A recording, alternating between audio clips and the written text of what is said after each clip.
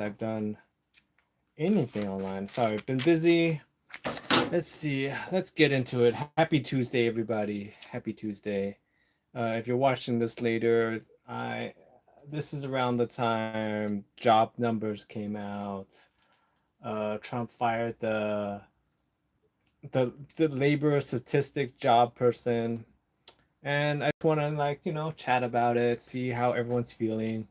Oh, this is also around the time that Texas is in the middle of gerrymandering.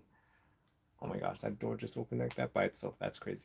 Gerrymandering, Texas to get extra seats in Congress. I'm a little weirded out by that door just opening by itself. Maybe because they know that I'm talking about Texas.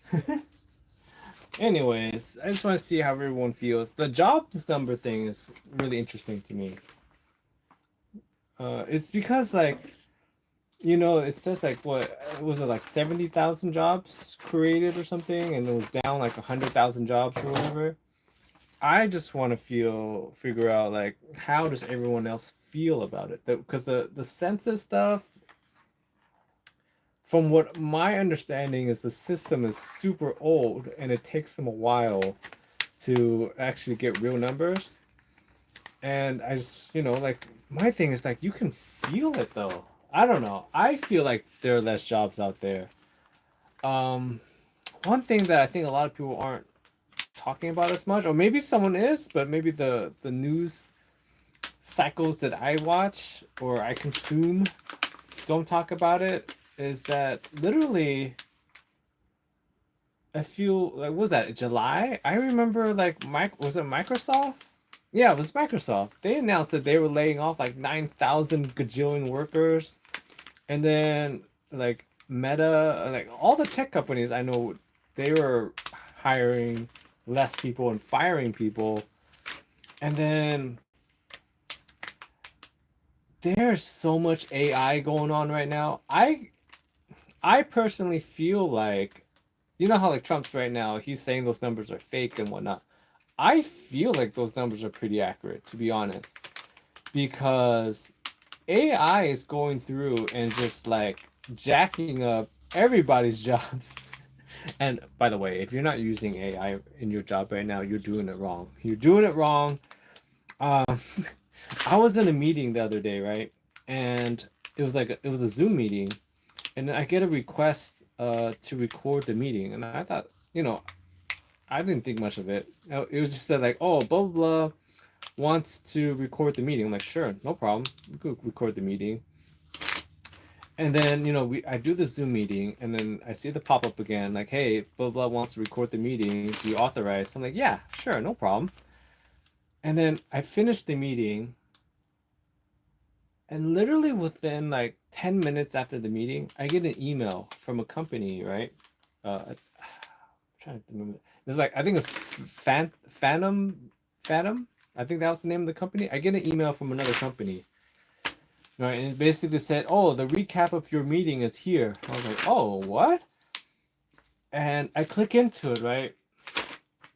And this thing basically summarized the whole meeting, right? It basically said, it wrote a paragraph on the general idea of the meeting, what happened, and then it broke down highlights, right, of key points, and then it broke down action items, what to expect to happen next, and then what is the outcome, right? And I was like, this is insane. Right? So going back to what I was talking about, that used to be somebody's job. That was a secretary's job, to get minutes of a meeting or just do a recap. And they would have to listen to your boring ass meeting and figure out what's going on and then type up all those things, right? And it would take them a while. I mean, sometimes some secretaries, some assistants, that would be a good half of their day, right? To just recap a meeting. Because you have to listen to it, you have to analyze oh, hey, this was important. You listen to, oh, my boss or whoever is expecting this to happen, next, and I'm gonna break that out into a bullet point. That used to be somebody's job, and this AI program literally recapped the whole meeting in 10 minutes. And this is not a short meeting too.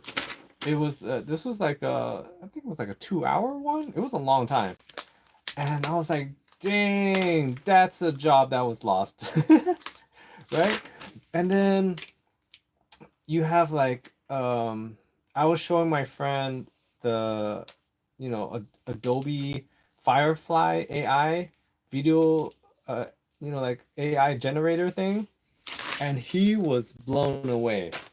He was like because he's in the design field. He works with a car manufacturer, right?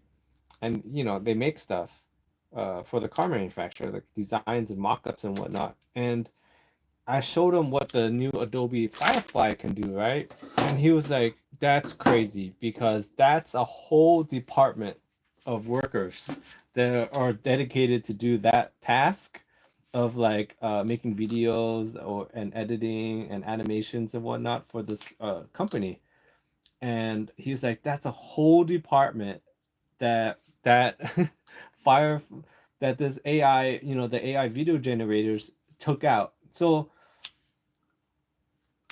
I could understand why there are less jobs out there right now. There were at least less jobs that were created, because it seems like the trend right now is a lot of companies are embracing the AI revolution and just like nuking jobs, right? Like, so that's a huge problem. And then you combine that with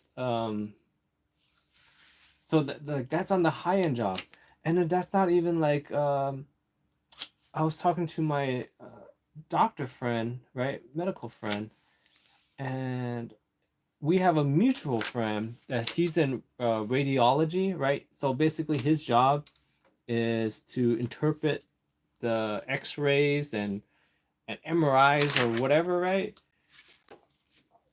That's his job, is to basically look through the MRIs, look through X-rays, and figure out if you have cancer or whatever, right? Or your bone density, I don't know.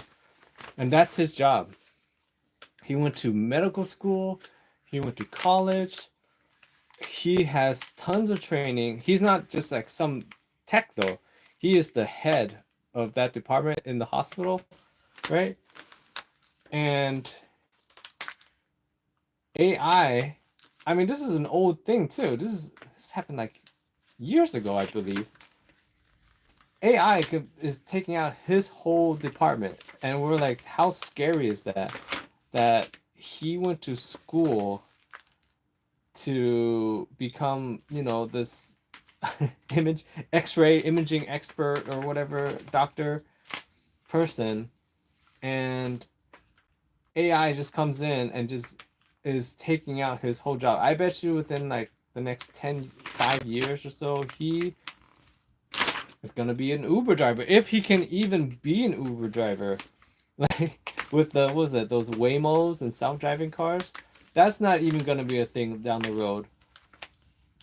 Right? So like that's insane. So I believe the job numbers, because when I'm talking to people, not just like not the politicians, when I'm talking to people, they are already feeling the AI coming in and taking over all their jobs. So I believe it when I see the weaker job numbers, because I don't know, is maybe there's something that's maybe it's not doesn't pop up in my algorithm, but I remember before everyone was talking about how inconsistent like the AI systems are. Hey Jay, what's going on? That's funny. My my nephew wanted to become a cop, but now there's RoboCop. Have you seen Jay, have you seen some of those new robot like androids they're out there? Some of them are insane. I saw one, and it's like I think they're saying it's like a China droid, right? But like I saw one the other day. It was a spider drone that can shoot missiles and it can fly, right? It flies like a regular drone, and then it can land in the water like a water spider, and then it can crawl, and then it can shoot missiles. I was like, that's insane. Um, and then to the point about that too, Jay. I have a friend, and their son was recently in Qatar. Did I talk about this? So you know when the whole Iran thing went down, he got a call from his son, and he basically said like, "Hey, I think World War III is going down because he's over there. He's in the Middle East, and I found out he's in Qatar, right? Later on, but he's back now, so he's off mission. He's back now." And the whole time I was like, "Oh my gosh, that's crazy, dude! Like he's over there right now." And this is around the time when the Iran stuff was really, really in the news, and everyone was talking about it. This is actually, I'm sorry, this was before that. He was saying like, "Hey, I think World War III is going down," and we were all scared for my friend's son, right? Because he's over there, and I'm like, "Oh man, that would suck." And we all, especially in my generation, I'm pretty sure you're around the same age, Jay, is that we remember, like Afghanistan and all that, all that fun jazz, and how that kind of like wrecked a whole bunch of people.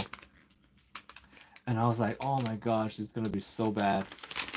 And then he's back, and I'm like, I saw him like maybe a few weeks ago, and I was like, oh, how's your son? Like how did it go? Because this is after now the bombings and stuff in Iran. And he's like, oh, he's back now.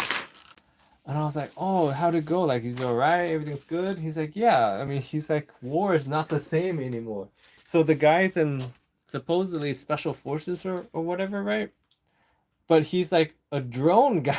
He's like, they were trying to explain to me like combat is like completely different. Even though he's in the special forces in Qatar, like he was stationed in Qatar, all he does is just fly drones everywhere. I was like, whoa, that's crazy. Like all that training, all that like he still had to go through all that special forces training to end up becoming a professional gamer. And I was like, dang, I wish that I don't know. In a way, I wish that you think Russia is fighting the Jews? Are you asking me? You think Russia is gonna go fight Israel, the Holy Land? I I'm I don't know. In a way, I'm actually very tired of the whole Israel thing. I'm I'm so tired of it. It's getting kind of crazy. Like the minute you talk about Israel, people call you anti-Semite, and I'm like, no, that's not what we're talking about. We're talking about. I think my main gripe with the Israel is just using just I guess that it's they're like big bullies over there, but without us to back them up, they wouldn't be doing anything. And I think it's very frustrating to just watch American dollars go over there to get to evaporate. I highly doubt that Russia wants any business with Israel. That's I don't think that's a battle that Russia could sustain because just watching just watching how like the yes, Russia's always been tough. Like that's one thing I really like is the history of how Russia does combat is actually very interesting to me. Like like the Napoleon, that was his downfall, right? He was doing so good until he decided to go fight Russia, and then like Russia's strategy is always the same. The reason why you could never invade. But you know what? Okay, let me finish this point and I'll get back to it. So Russia's strategy in past has always been if they get invaded, they kind of like give up the perimeter areas, right? And they kind of like go deeper into Russia and then once winter hits, everyone gets cold and it's like no one's used to fighting in Russian winter, and people like retreat and they just leave because it's not worth it. That was like the past. I wonder in today's modern age, would that not be a problem anymore? Because back then, like supply lines and everything was so slow and so bad that that strategy always works. And so that's I'm very curious about that. That if someone really, really, really wanted to fight Russia right now, could they win? Because watching, yes, that's what I'm saying. Napoleon had that problem. Hitler had that problem. All the people that went into Russia in the past, like I'm talking about in history, Russia's strategy is always the same. They love throwing bodies that like people die in Russia all the time. And it's like what ifs. And like, and then they just like abandon the perimeter and wait for you to get deep into Russia. And then once winter comes in and then you're kind of surrounded, that's when they come back out. That's always been their strategy. You would support Russia? Insane. Insane, insane, insane. Okay, but seeing how they're having such a hard time with Ukraine, I don't feel like Russia can handle fighting Israel because Ukraine is not a war type country. They're just kind of what are they known for? They're like the breadbasket of the of that area. Is that what they're known for? Like they're just okay. When I think of Ukraine, I think about these are the top, just off the top of your head. Things when you think of Ukraine, I think about models, like girls. Then I think about corruption, and I think about Chernobyl, and I think about how they used to be like Soviet Union. That's literally top thoughts when I just think about Ukraine. When I think about Israel, I think about combat because they're always in war. I think about hostility, like hostile. Oh my gosh, hostility. Oh my, I can't even say it. Host. I don't know. You know what I'm talking about. Like I just think about war because that's literally what they do. And so I can't imagine like the pager thing. That was insane. The the pager attack was insane. Now imagine that going into Russia. Woo! I can't imagine. Oh, and Israel has better weaponry than and training than the Ukrainians have. So I highly doubt that that's gonna happen. But it would be a very I feel like in this day and age right now, at least right now, Israel is really wearing thin their global goodwill, I guess. Like people are I feel like the world is a little tired now of Israel. This whole Gaza thing is really, really making them not look very good. Like I saw something of I saw like I've been seeing a lot of the interviews of them basically doing the food honeypots. Have you guys seen this where they kind of like have a food station and then it always turns out to someone gets killed at some point, I guess, during these food drops. Like can what, to solve that problem, they need to have somebody else provide the food to the Gaussians. That would really solve that whole problem, or at least a big chunk of it. Because it's like literally every single time they hand out food, and then someone gets killed. And I was watching I guess he's a defense. He used to be in the army or whatever, and then he's now a contractor, and he was contracted to protect one of those by a food company to protect the food drops right in Gaza, and he was explaining like what is the process and why does it always go bad, and I thought that was pretty interesting. Basically, what he was saying is that they have the food drops, right? The IDF have the food drops, and then I guess at some point they either run out or they're done, right? And then the the IDF starts telling the crowd like, "Hey, get out of here, we're out of food."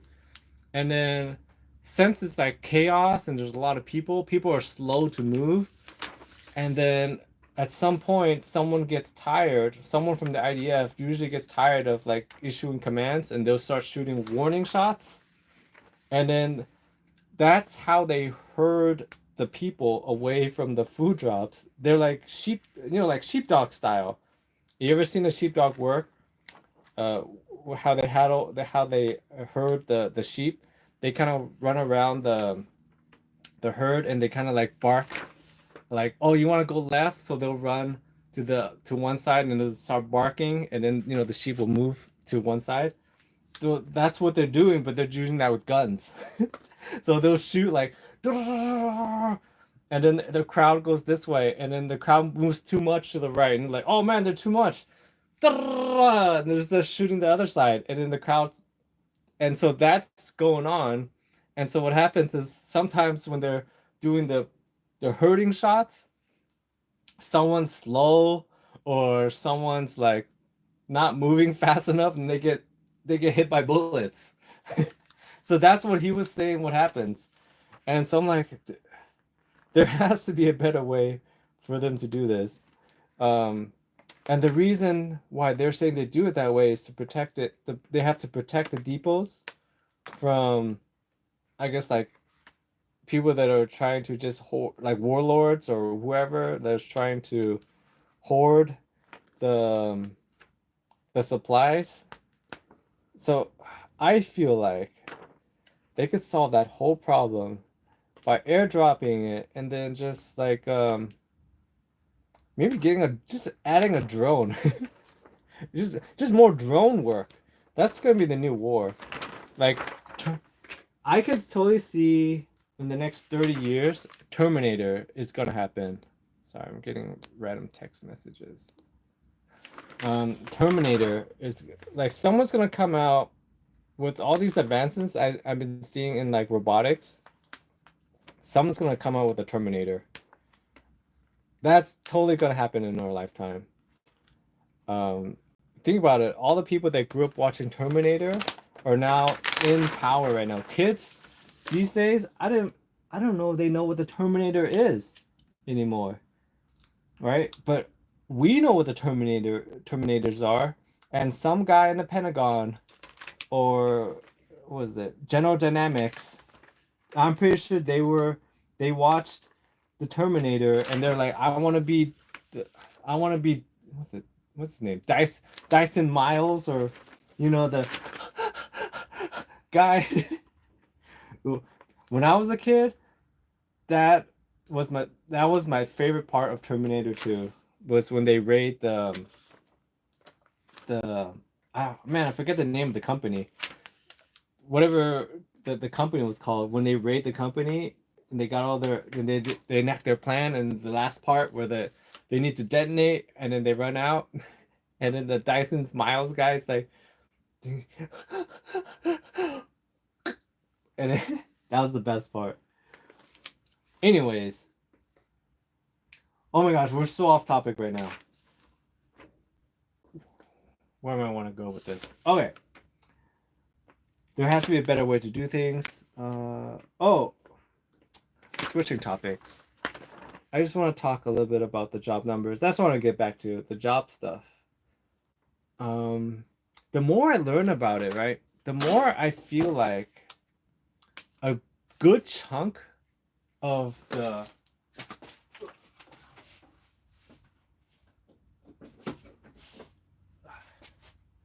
sorry, I gotta heat up the machine. All right.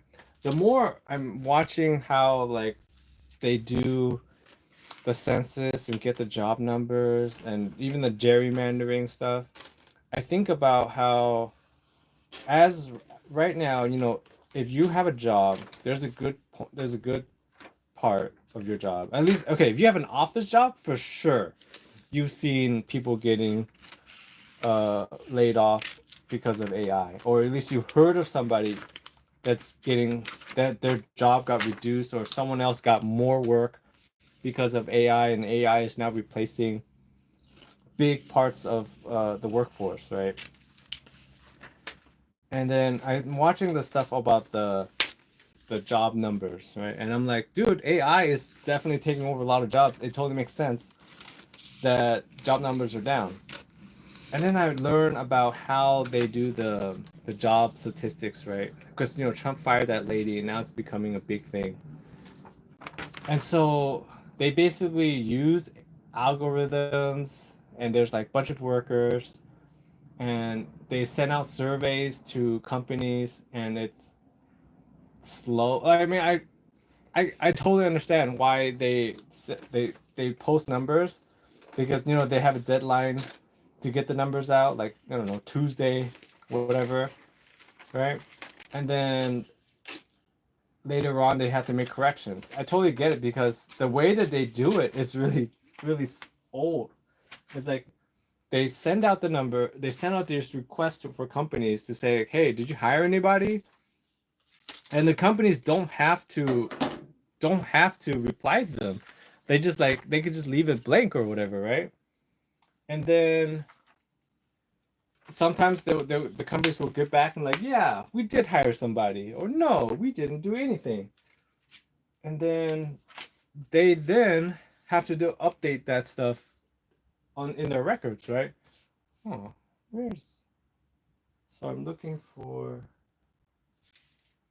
Ugh, do this one later. Can't find it. Okay, I gotta at least start making some stuff though, because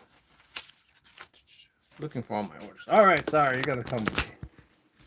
Come with me. All right. So yeah, they have to. Oh, there it is. Found it. I also need the papers. They need to depend on these companies to get back to them and give them the numbers, right? And it's slow.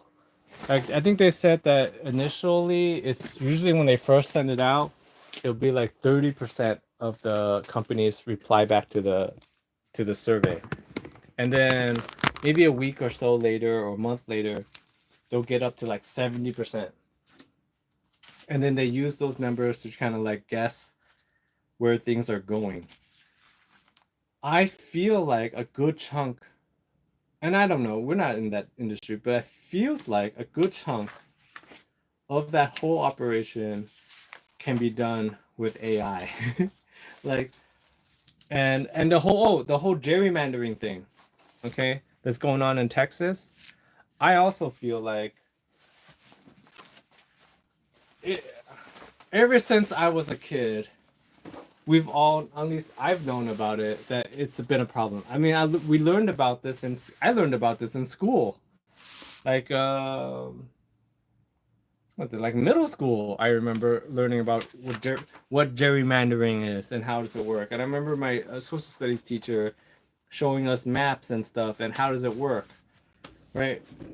So at least I learned about it before, and it's always been a problem. Whoever's in power will change the maps to kind of like silence some voices or whatever, and just make people's votes not count.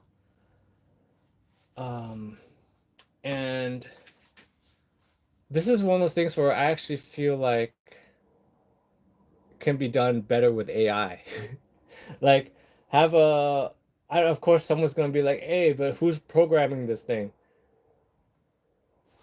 Well, audit it then. Like figure it out. But it feels like it's a lot better because at least it's taking out the emotions that's going on right now. Like there's so much like like one side, and I totally get it, because if you're on the winning team or whatever, right? You want your team to keep winning. Understandable. You're the losing team, you want your team to win. Understandable. But at some point you're like really jacking things up down the road for everybody else. And that's what this gerrymandering stuff feels like to me. Because it's like you're like rigging the whole system forever. And it sounds like like, have you seen some of these like state maps on like the voting districts or whatever? Some of them are crazy. There's one that's like, I remember when I was in school, I'm seeing it. It's like it looked like a dragon because it's like got branches going everywhere, and they should just do the maps efficiently, like a computer, how a computer do it, and let the chips fall where they are.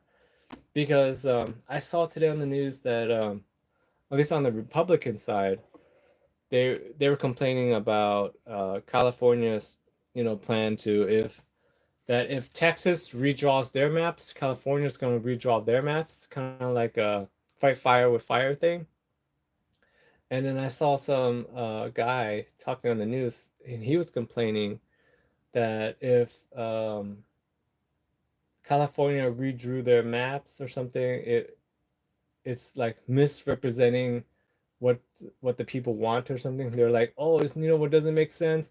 He was saying like California is 60% blue, 40% red, but on the Congress side, there's only 17% of the available seats are for Republicans or something. So he's saying that that's unrepresentative. Well, yeah, that's because of gerrymandering. And so they just redid it everywhere. I'm talking about redoing it everywhere. Just one day, have an AI like go on ChatGPT or something, and just type in the prompt like redo the district maps um equally or whatever. Boom, let's see what the maps look like, and let's see. Oh, that's actually fun. Maybe I should try to do that. Figure out how to input that data in there and just read, because I saw this other talking point about the Texas district maps, and then you see it, right, and it's all red with like some specks of blue, and then the guy was saying, yeah, but the specks of blue have like a good chunk of the population of Texas is in those specks of blue, and in all those other red parts, there's like 5 people living in them because Texas is a huge area with like lots of empty land, you know. And so like it's like that part doesn't make any sense. And then he goes over and they take a look at the Texas like Congress members or whatever, and it's like I believe it's 25 Republicans to 12, yeah, 12 Democrats or whatever. And then he's like, but the population of these blue areas is like huge. I don't know. I don't know. I just feel like we're getting to the point where we need more AI in government. But here's my thing about that. When I was thinking like, why doesn't that happen? Because we're seeing so many jobs getting lost, like regular jobs getting lost to AI. But we don't hear a lot about like government jobs that could totally be replaced by AI getting replaced. And it's because these people want their paychecks and they make the rules. I feel like Congress members, a lot of them could be replaced by AI. And you wouldn't even know the difference. Like maybe they should just vote in like they have AI bot blue, AI bot red, and that's what you vote on. You want then they just flip a switch. Like, oh, boop, blue Congress members in right now. Purple is on, or red is on, and then they just like work it that way. That would work. I like it. I like it a lot. What else is going on right now? Oh, just a quick Diddy update. I saw that the judge declined Diddy's attempt again to get out of jail, post bail.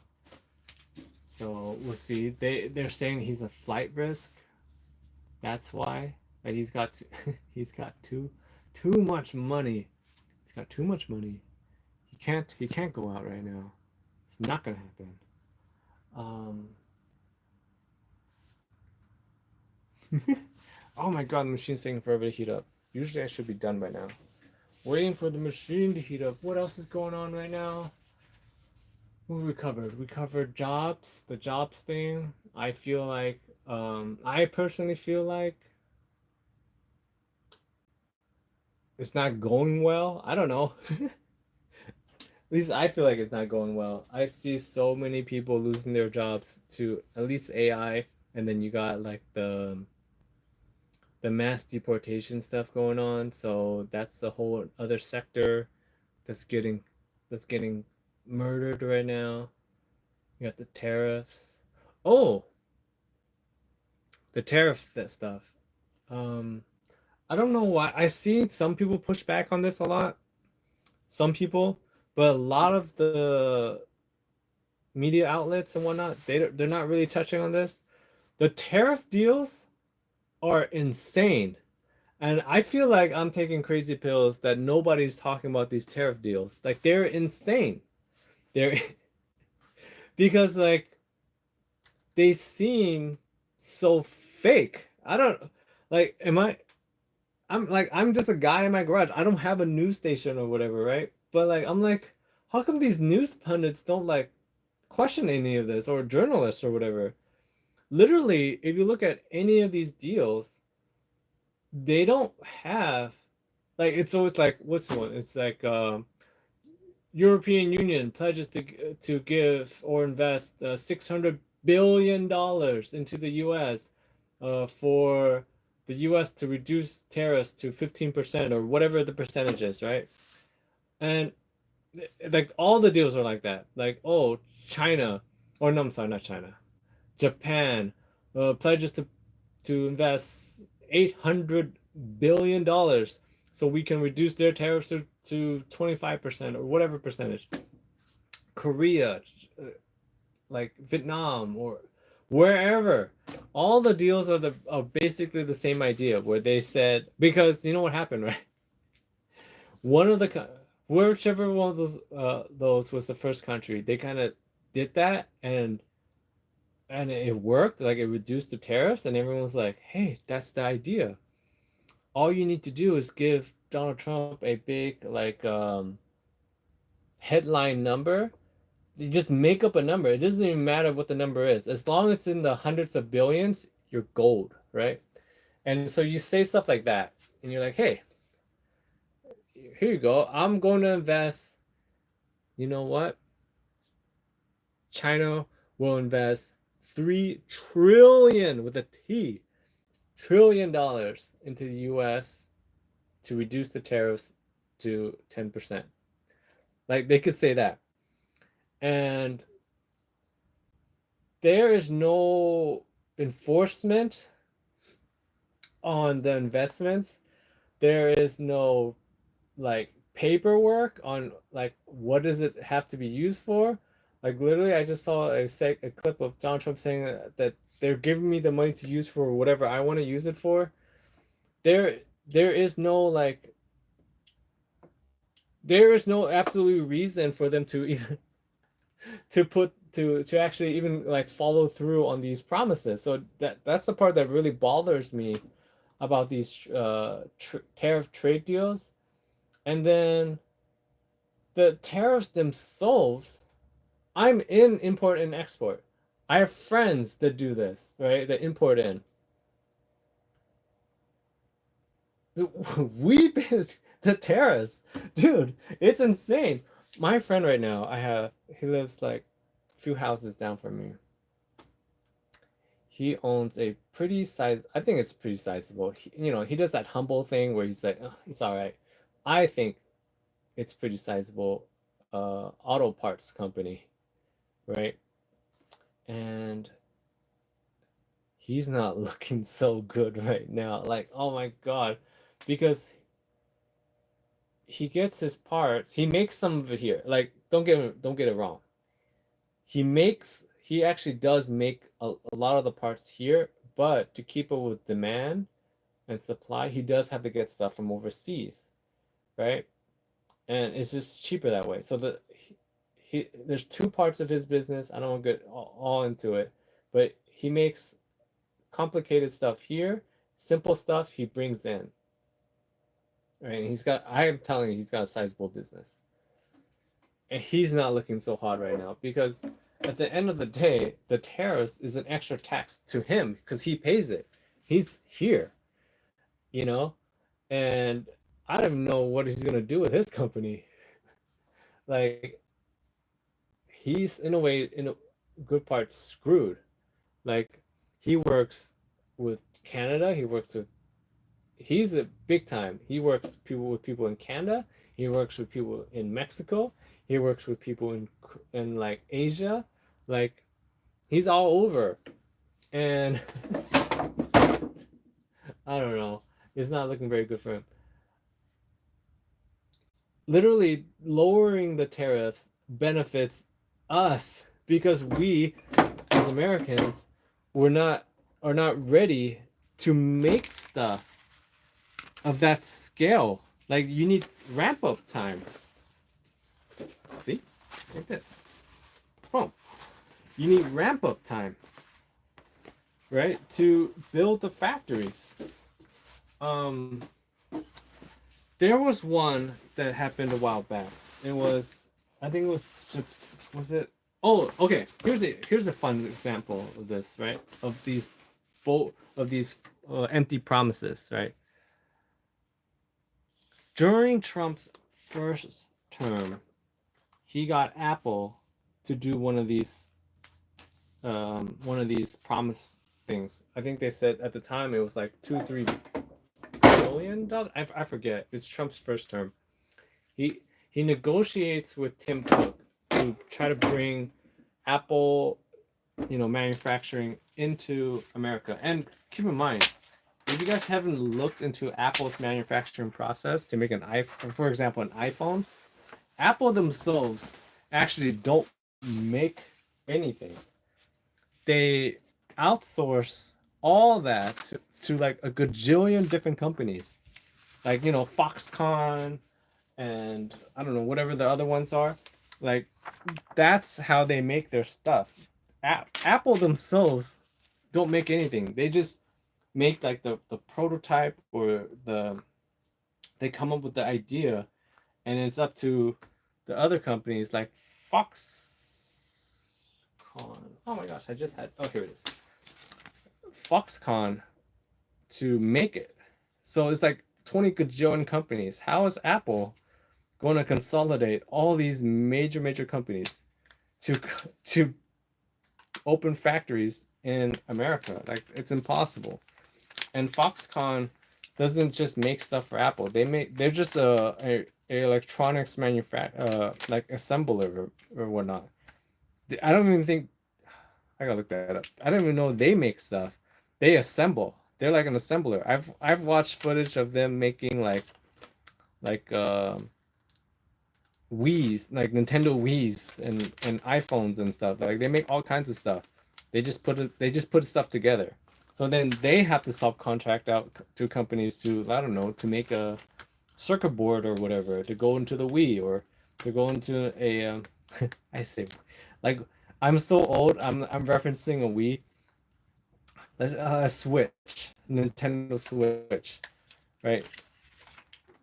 They subcontract for that, and then then those companies, like subcontract that to get other parts. Like it's a big operation, and what also makes it difficult for Apple, just Apple. Oh, I don't know, it's just Apple, but they come out with new models every single year. So typically, how manufacturing works is that you set up the machines, whatever the machine is, and you kind of just like let it run, right? And you make as many of them as possible before changing out. And every time you change out, it costs like a gajillion dollars. I was watching this thing on Prime Energy Drink, because you know how they're imploding right now, which I was never into Prime, so I never noticed, and I didn't notice until the other day I was at the gym and I just glanced over at the, where they sell like Gatorade or whatever sports drinks, because I didn't bring my water and I wanted to get something, and I noticed that, I was like, oh, they don't have Prime here. different. Interesting. I thought Prime was all the rage. That's how out of touch I am, I guess. And then I start seeing on my feed how Prime is like their sales are down like I don't know, like 90% or something. Which to me is great because people please stop supporting these random YouTubers or influencers on these projects that they have no business being in. Like was it James Charles or Charles James made his fortune by selling gummies, vitamin gummies, and I'm like, what does he know about making vitamin gummies? Why do people buy these things? Right? Where was I? Oh my god, I got distracted. Where were we going with this? Oh yeah, manufacturing. All right, so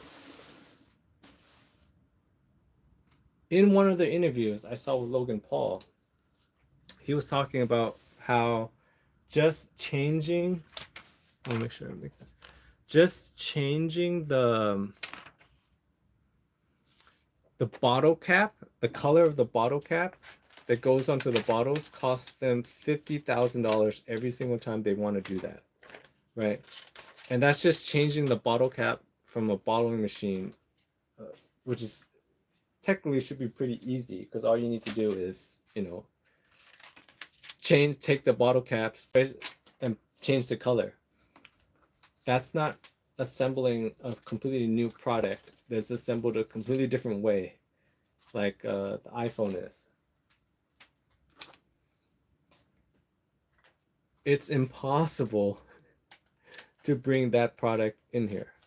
And what we're talking about now is that during Trump's first term, he got Tim Cook to say that, yeah, we're going to try to start building iPhones in America.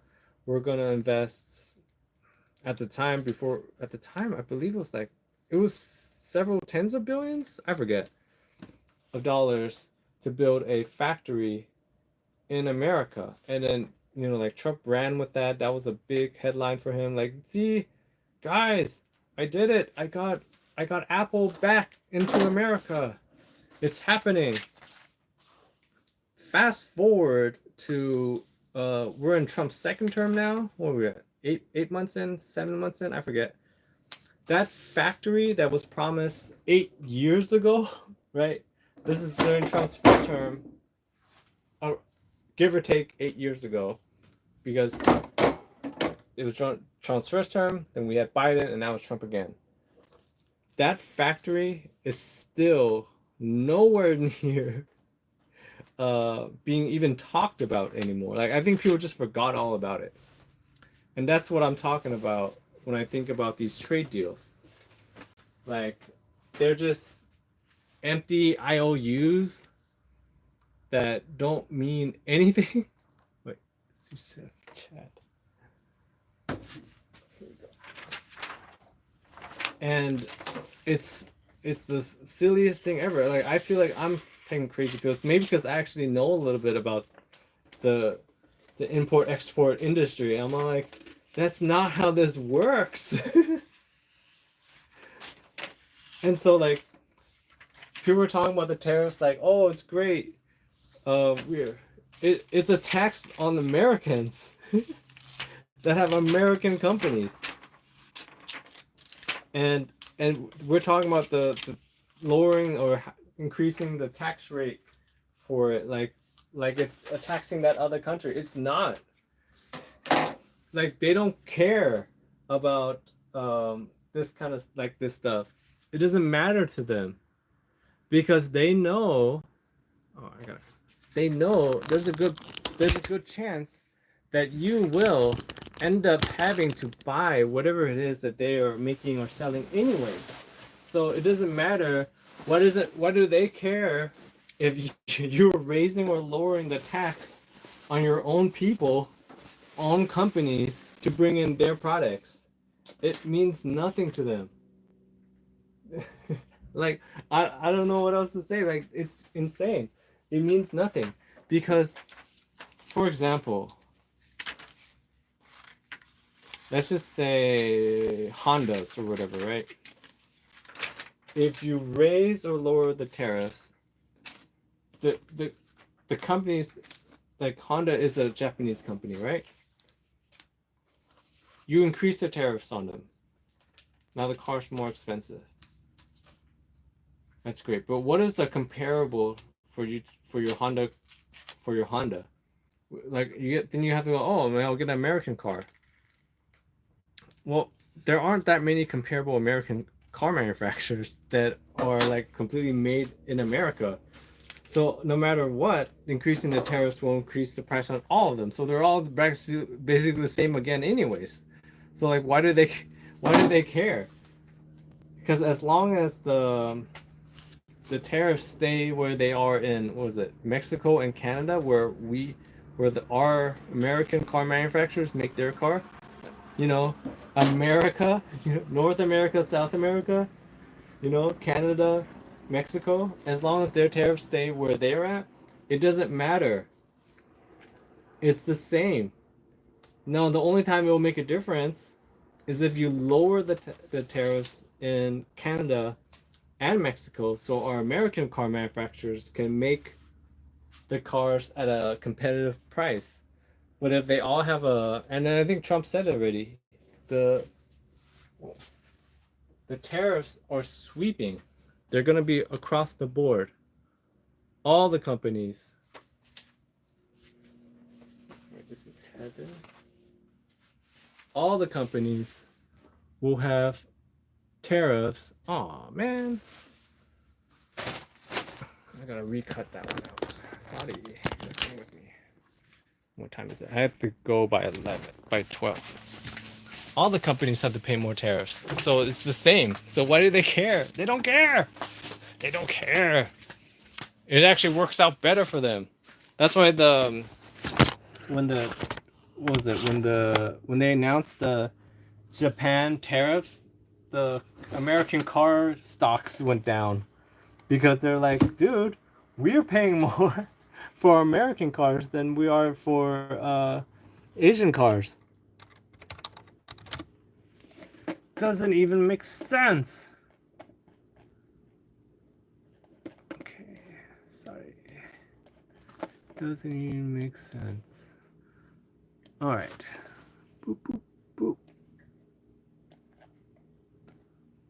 I got 10 minutes to finish these orders.